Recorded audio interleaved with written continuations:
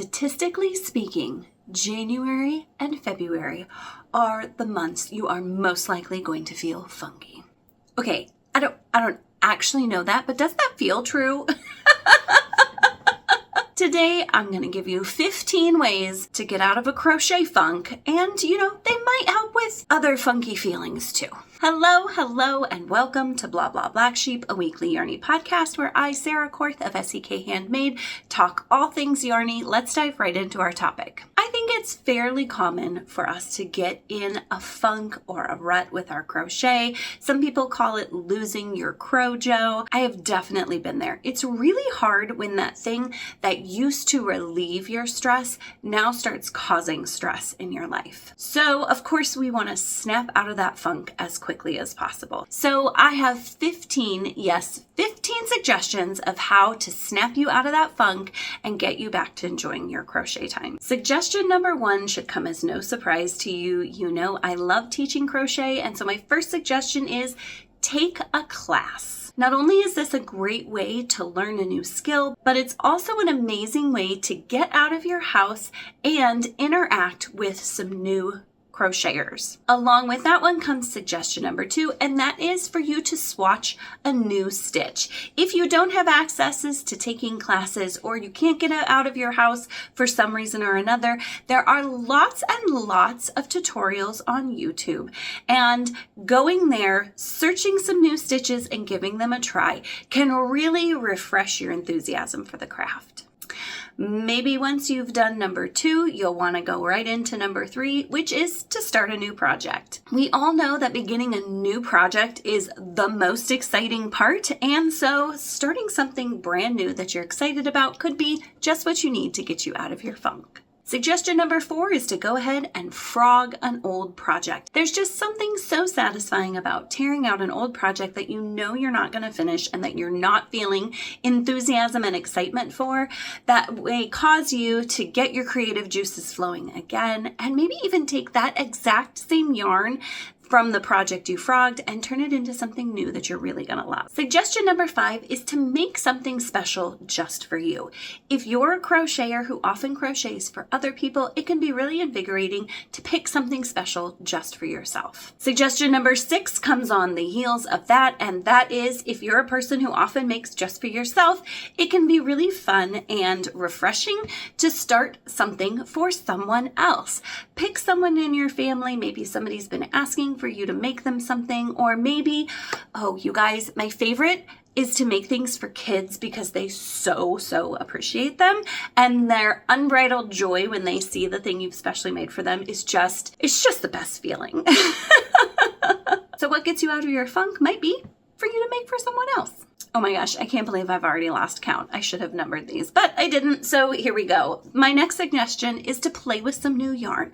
Go to your local yarn shop or your local craft store, whatever that may be, or even just buy something online that you've had your eye on, whether it's a color that has attracted your eye, a new fiber content, just a new type of yarn from your favorite yarn company. Even just picking up one skein of a new yarn you've been wanting to try can be a lot of fun. Then, no pressure to make something special with it. Again, getting your creative juices flowing can be just about swatching and playing and seeing what the yarn is like. My next suggestion is make a yarny date.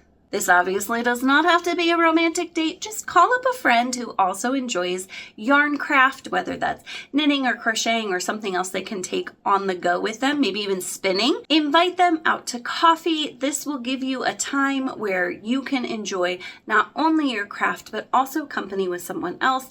I know that working your craft can be kind of solitary at times, and so getting out and enjoying it with someone else can be really refreshing. If you're saying, but I don't have somebody else who also crafts, go ahead and just have coffee with a friend who doesn't mind that you do your craft while you sit and chat. My next suggestion is to give your craft space a refresh and a clean out. Whether you have a craft room all to yourself or a closet or even just a corner where you keep your supplies, going through all of that and organizing and cleaning up and refreshing it can really open up your creativity to see all the different things you have.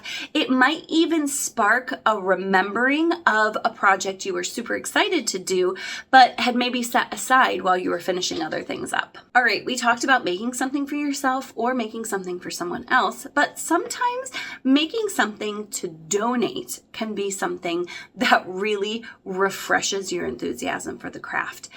Giving purpose and meaning behind your craft by donating it to people in need is really enjoyable and can really help you feel like there's purpose behind your craft instead of just doing yarn to make another hat when you already have several to wear. I'm going to point you to Sweet Potato 3, who does a crochet cancer challenge every year.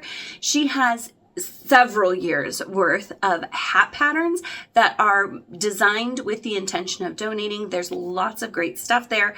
A great way to browse through and find some new patterns that you might want to go ahead and donate to a good cause. All right, these next things are not crochet specific, but they are things that I find that when I'm feeling in a rut with my craft or my life in general, they can really help me feel better. My first suggestion is to learn a new craft. Sometimes the best thing we can do to refresh our enthusiasm for past crafts that we've learned has been to learn something new. I have enthusiasm for lots of crafts.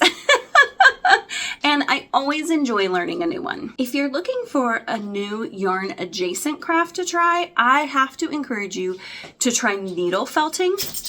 Are you kidding me? I've been getting into that lately and it has been so incredibly satisfying. All right, some other non-yarn or even craft related ideas are to get yourself some sunshine. It is very cold here, and so I understand that that's not always possible to go out and stand in the sun.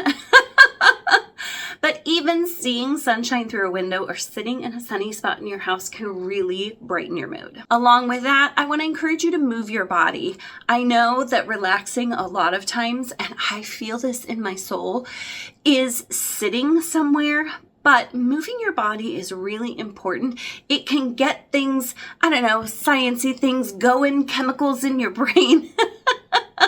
That can really help improve your mood. If you are in the right season and you want to be really adventurous, go ahead and try to crochet and walk at the same time. It's a lot of fun, but you gotta choose your path carefully. My next suggestion is one that I am terrible at following, but I know it always helps me, so I'm gonna put it out there, and that is get some more sleep. I know we can often think like, oh, just one more row. If I just power through a little bit, it's going to help. But honestly, the best thing you can do for yourself mentally and physically is to get some good sleep. The last thing I want to suggest is for you to carve out some intentional time. Whether you're carving out intentional time for getting better sleep or moving your body more or spending time outside, or you've carved out specific time to actually work on your craft. Having a set time makes things feel more ordered and makes you feel like, okay, I have this specific time where I'm going to work on making myself feel better that is set aside, and I don't need to shoehorn it into other little slots of time where I'm going to feel like I really should have been doing something else.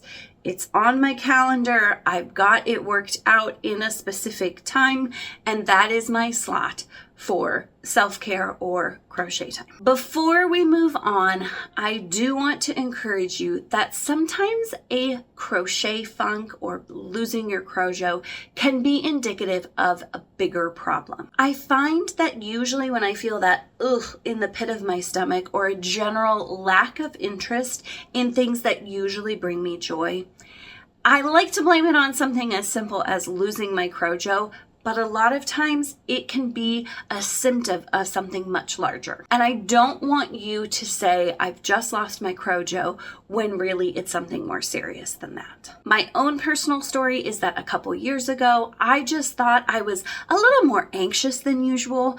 Looking back on it now, after having gone to my doctor and gotten help, I realized that I was having full-blown panic attacks, and it was crushing my whole entire life. Please, please don't say I'm going to take these little suggestions from Sarah and then ignore bigger problems.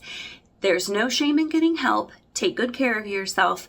You deserve it. All right, I want to talk to you real quick about what I'm wearing. I'm wearing my Unity cowl again. I believe last week I wore it flipped in the other direction. It looks like a totally different cowl depending on what side I have facing out. I don't know why, but I think this like blue and gray and yellow is a more like casual vibe for me. And it's, like I said, it's so cold outside. I am hanging out in my coziest sweatshirt inside today. For my gray skein here, I used Plymouth Select, its Worsted Merino Superwash in the color dark gray, or 8, I believe. And then all of my other bright colors in here are scraps that I had of Malabrigo Rios or Madeline Tosh vintage. For my earrings today, again, I'm going real casual here. These are the earrings that I've been wearing non-stop for quite a while. There's this cute little ring and it snaps into place. It's just like a teeny little hoop that I really love. And this is from a woman-owned business. It's called Get Pierced Co. They've got lots of really pretty jewelry. Let's see. I don't know if you can see this, guys, also from them. They've got lots of really gorgeous jewelry that's made to be comfortable to wear all the time. And that's what I've been doing. I've just had these earrings in and I've just been sleeping in them and showering in them and swimming in them. And they're super comfortable. This is not a promotion of them. They have given me nothing. And I don't have an affiliate code. It's just a product that I really like. And I think you might like too. Just a couple quick announcements. Who Gives a Scrap is going on if you would like to use up some of your scrap yarns. The Unity patterns are all designed specifically for that. If you'd like a community to share your crafty progress, go ahead and check the show notes below. There's an Instagram group, a Discord chat, and a Facebook group that you can join. Tomorrow, the Unity cowl is released as its own individual pattern. This comes out Thursday, February 20th. So if you're seeing this on Wednesday or early in the day on Thursday, go ahead and sign up for my email list so that you can get the best discount code. Thank you so much for joining me today. Spring is coming. Eventually, friends. We have like 12 inches of snow on the ground, but I know it will come eventually. I hope these tips and tricks help you get out of your crochet funk. And if it's more than just a little crochet funk, I hope you get the help you need so that you can get back into the craft you love and live the best life, which is exactly what you deserve. Thank you so much for joining me today. Until next week, happy crafting!